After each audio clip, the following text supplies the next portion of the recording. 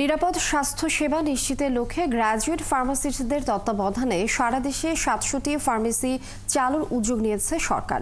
এই দোকানগুলোতে ডাক্তারি ব্যবস্থাপত্র ছাড়া কোনো অ্যান্টিবায়োটিক ও স্পর্শকাতর ওষুধ বিক্রি করা হবে না। রোগী ও প্রতিষ্ঠানের ঝুঁকি কমাতে এবং সাশ্রয়ী মূল্যে রোগীদের সেবা দিতে গ্র্যাজুয়েট ফার্মাসিস্টদের আহ্বান জানান প্রধান উপদেষ্টার বিশেষ সহকারী অধ্যাপক মোহাম্মদ সাইদুর রহমান। এই উদ্যোগকে সফল করতে ফার্মাসিস্টদের সহযোগিতা চান তিনি। আরো জানাচ্ছেন মেহেদি হাসান। 2014 সাল থেকে 14 জন গ্র্যাজুয়েট ফার্মাসিস্ট নিয়োগ দিয়েছিল এবার কেয়ার হাসপাতাল কর্তৃপক্ষ।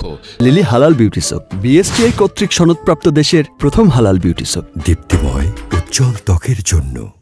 যারা যাচাই বাছাই করে নিরাপদ ওষুধ সংরক্ষণ ও রোগীদের নির্দিষ্ট ওষুধ দেওয়ার ক্ষেত্রে গুরুত্বপূর্ণ ভূমিকা পালন করে আসছে। বর্তমানে এই হাসপাতালে কাজ করছেন 36 জন ফার্মাসিস্ট।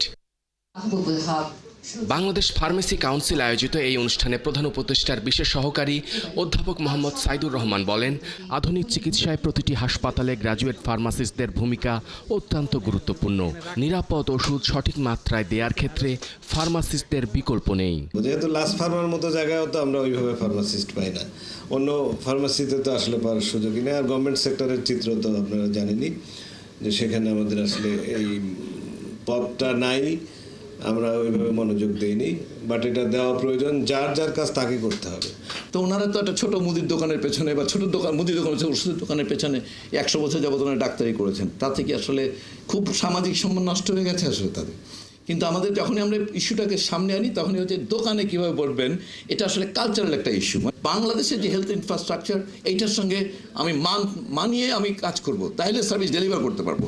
এশিয়ায় রোগীর তুলনায় বাংলাদেশেই সবচেয়ে কম সংখ্যক গ্র্যাজুয়েট ফার্মাসিস্ট হাসপাতালগুলোতে সেবা দিয়ে থাকেন।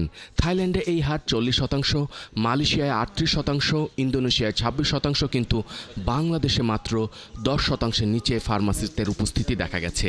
তাই এই প্রথম ফার্মাসিস্টদের তত্ত্বাবধানে 700 ওষুধের দোকান ও হাসপাতালে গ্র্যাজুয়েট ফার্মাসিস্টদের পদ সৃষ্টি করার উদ্যোগ নিয়েছে অন্তর্বর্তীকালীন সরকার। এখন এই ওষুধের দোকানকে ফার্মেসিতে বানাতে হলে তাহলে তো ওষুধের দোকানে যেতে হবে।